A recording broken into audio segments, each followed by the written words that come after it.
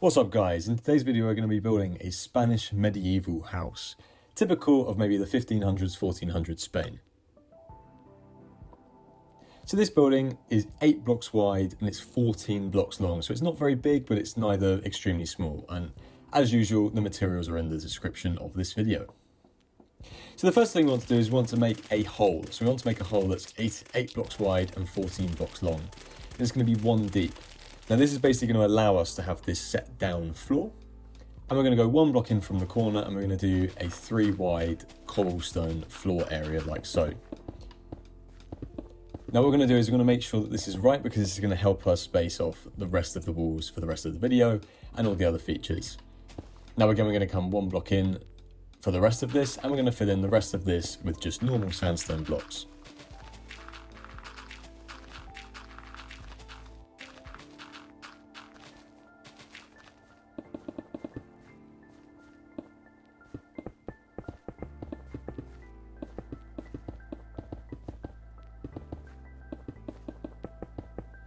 Like so. Now once you have that area, you're going to want to take some andesite blocks, and we're going to be starting to make the actual foundation of the wall of the building. So what we're going to do is we're going to take andesite blocks and we're going to fill in this gap around the edge. So we're going to cover all of the grass and dirt blocks that have formed around the edge. Now I've built this off the side of a little pathway, so you might want to build a pathway as well to help you build this. Now we're going to come into this area here and we're going to place 3 andesite blocks and then 2 sandstone stairs. Now this is going to form the entrance to our house, but also the wall to make our kitchen as well. And then come to the back over here and we're going to place some sandstone blocks like so. We've got 8 there, so it's a 2x4, and that's going to be the base for our staircase. And with that, just to double check everything that you've got here is correct, that's the end of the first step. So what we're going to do is we're going to come to the front and we're going to take some smooth sandstone and we're going to start to designate where our door is going to go. Now I'm going to basically extend the andesite blocks on the bottom of the wall, but I'm going to leave a few empty so I can put some Tuff blocks in there, just to add a little bit of difference in the material and a bit of texture in there. You could change that out for stone if it's a bit easier for you to find. However, I think the Tuff looks quite nice with this. So we're just going to fill in these gaps as well.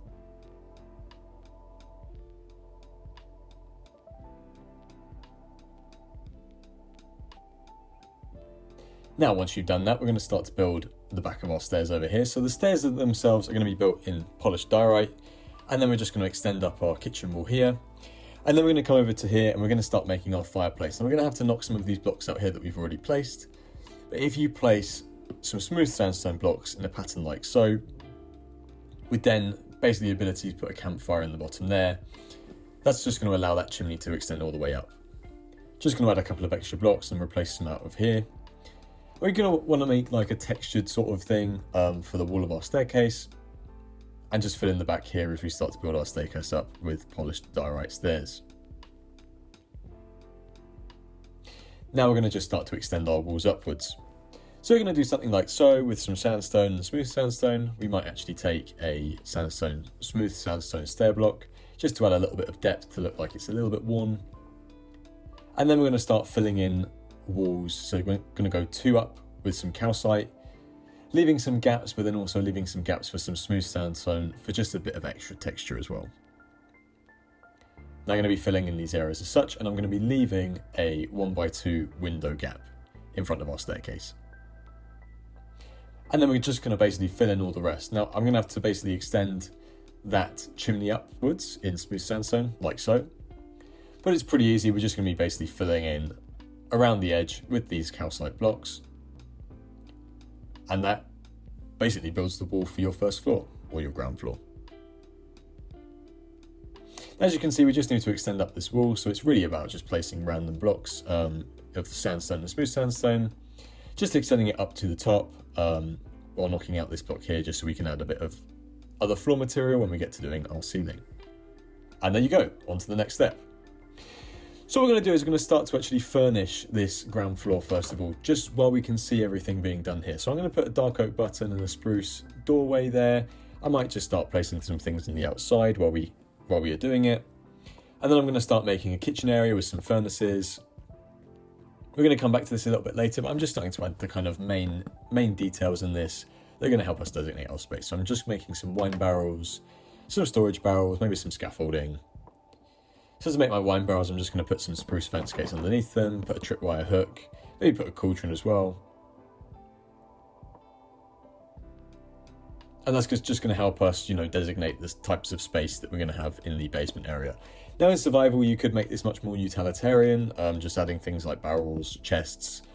You could have an enchanting area down here. It might be a little bit too small for that, but for like something that's like a village house or whatever, it could work quite well for that. You could have an armor stand over here to store some of your armor, but you start to get the idea of the sort of things that you could place in here.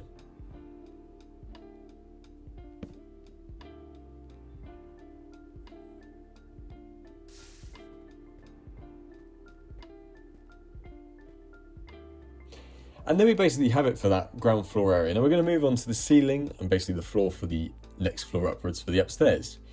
So first just going to fill in a couple of bits. But what we need to do is we need to make this floor or ceiling area that goes upstairs. So first thing we're going to do is going to start placing some stairs across along here, some upside down dark oak stairs. Now what I quite like to do is I quite like to make a pattern in the ceiling that basically makes it look like there are joists or like supports in the ceiling of it and adds a little bit more texture. So what I do is every other block I place an upside down stairs like so, like this, and then in between I'm going to be placing the dark oak slabs on the top of the block here. Now I'm just going to show you as it comes along the top here that you have these tiny little bits that stick down and it looks like there are these supports running across the floor. Just over here, we're just going to place some trapdoors as well. So you just have an open staircase area. Now what we're going to do, super simple, we're just going to extend this pattern outwards. So we're just going to be taking our slabs, running it all the way across to the other wall. And then we're going to be taking our upside down stairs and just placing it on the backs of all of these slab blocks. Now as you go inside, you're going to actually see that you have this really, really cool ceiling pattern. It looks like there are these supports that are running across the ceiling, these wooden beams, which make it look a little bit more realistic and have a bit more depth to it. Just add a couple of different lanterns in here, just a bit of light. And we'll be ready to move on to the upstairs of our building. Now what we're going to do is we're going to take some calcite again, and we're just going to start to basically designate where our gaps are going to be for our doors and windows. So I'm filling in 3 up there, and then I'm going to be leaving some gaps that are too wide in these places over here. So if you just double check while we're doing this, you're going to have a double 2x3 gap, 1 from the edge and then 3 from the edge on either side. This is going to allow us basically to have this kind of like Romeo and Juliet balcony, as you would call it, where you can open the doors and you can walk out onto this balcony in the front of the house. Now at the back here, I'm going to leave a gap for a window as well. So we're just going to want to bring this, not on this one, just one in from there. So you're going to have this sandstone wall that's going to come up there. You just want to have it one in from there and in line with that second block there. And then we're going to basically fill in all the rest with just calcite blocks. Super, super simple.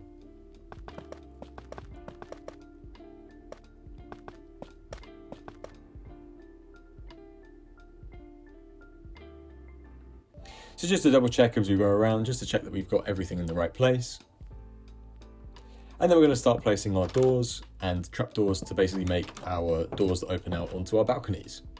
So rather than having windows, what they would have had, or in all basically window arrangements in old Spanish or Mediterranean houses, they would have had shutters on windows and like things that would have blocked out the heat in the summer, that you could have also opened in the winter to let light in and let air in and whatever. So here I'm actually just going to knock this one down, put some of these metal bars. So I've got this actual waxed exposed copper bar here. I'm going to put some trapdoors in there on the inside of the window, and then we're going to be taking some flower pots and just placing them on top of the edges here. Just makes these different railings look a little bit more interesting. Now just going to come to the side, I've forgotten that we need to put this chimney in there, so we're just going to replace those blocks and just go all the way up with smooth sandstone. And then what we're going to do is we're going to start to organise the upstairs space. We're going to have to basically build up all the way with sandstone here, put some fence gates there, some dark oak ones, And then if you get some calcite, we're going to build an internal wall between our lounge space and our bedroom. So if you leave a 2-block gap there, take some of these trapdoors again and just build them up like this. So you're going to want to try and flip them in like that. And then we can start adding some little bits of furniture in here. So I'm just putting some sort of, I don't know, bit of furniture here with some shelves and some stairs. Maybe adding some pots as well. You could even make this into like a storage room or an armory room. You could do really whatever you want with this in survival. I'm just kind of giving a different example of what you could do with it.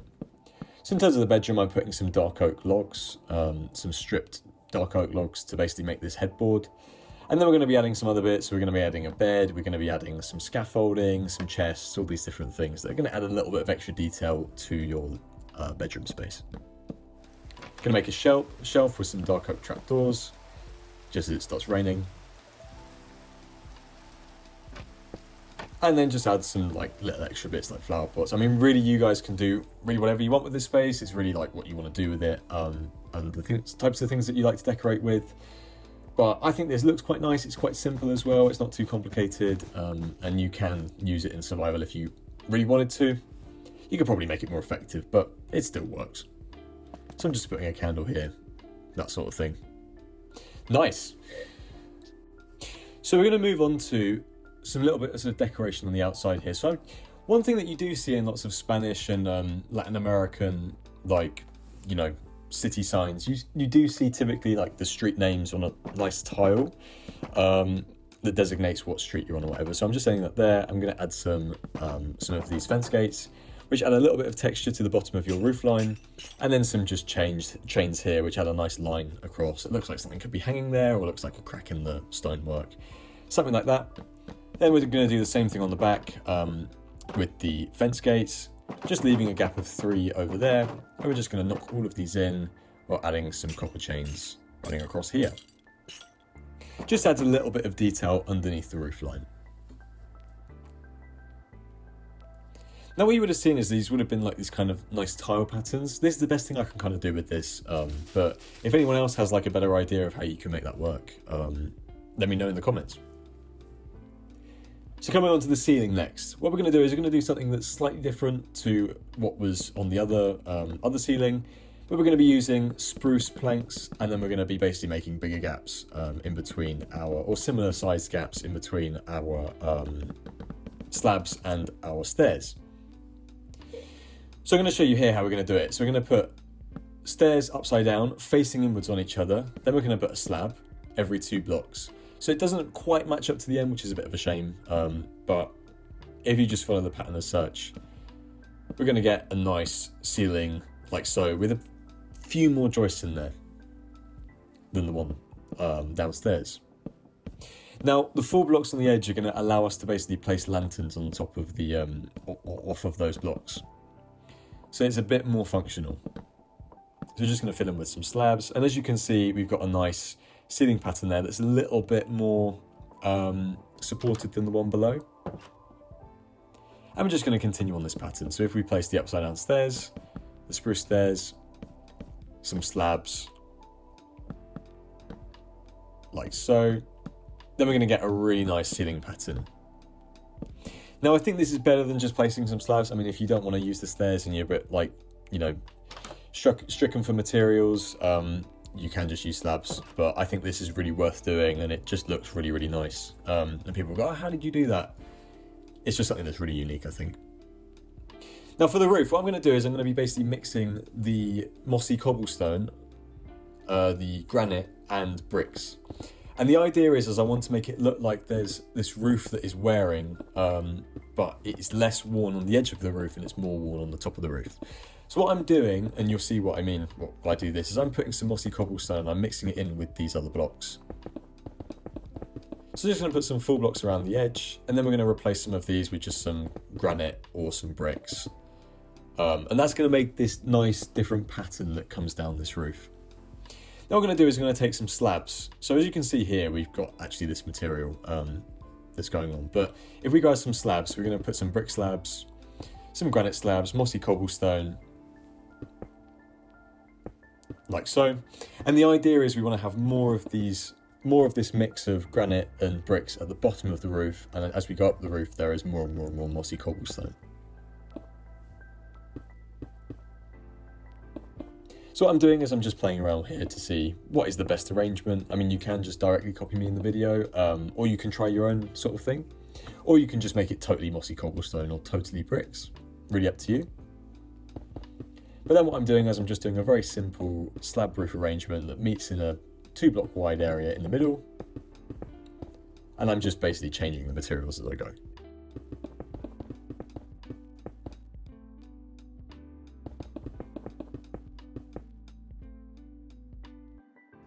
Now we just need to knock out this chimney area in the back over here.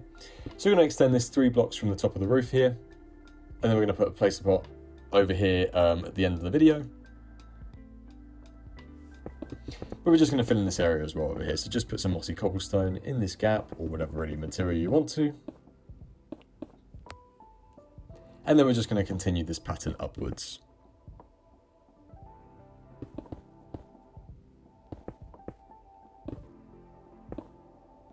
So as you can kind of see, you will start to see that there will be this pattern that is going upwards in the roof. It really is just a matter of like experimenting with it and trying to find what you think looks best.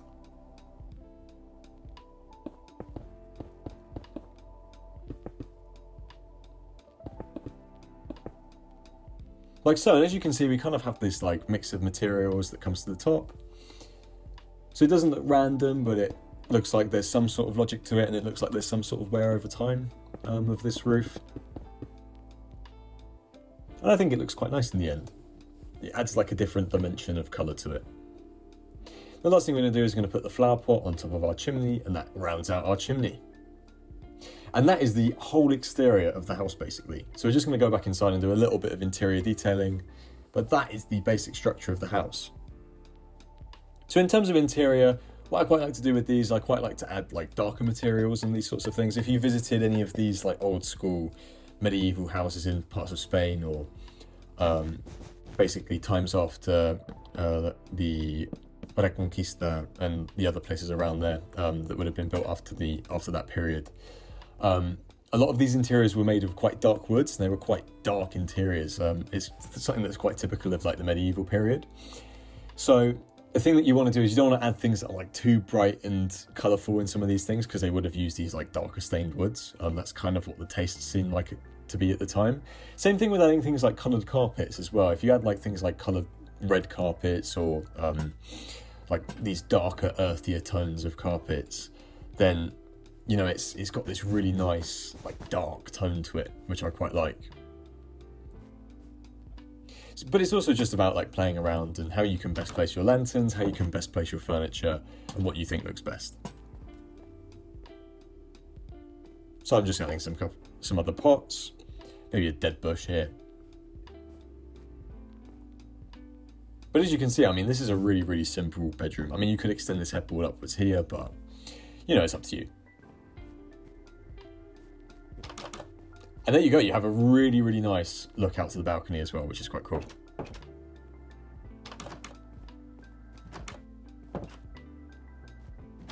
And the same thing over here.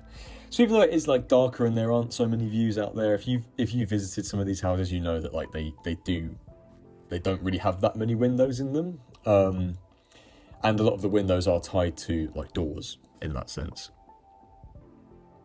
So I'm just adding some armour to here as well, something that might look typically Spanish, a mix of leather and iron or steel. And there you have it. I mean, that is your house. So, yeah. So guys, I really hope you've enjoyed this video. I hope you've enjoyed building this house and it's been useful. Hope you've got some ideas as well to figure out how to build your next Spanish house. Let me know what you think in the comments of the video. Make sure to like and subscribe if you've enjoyed, and if you want to see some more kind of medieval period buildings. I want to look a bit more into this sort of time period, just to freshen things up a bit. But yeah, as always, thanks very much for watching. Hope you've had a good weekend, and goodbye.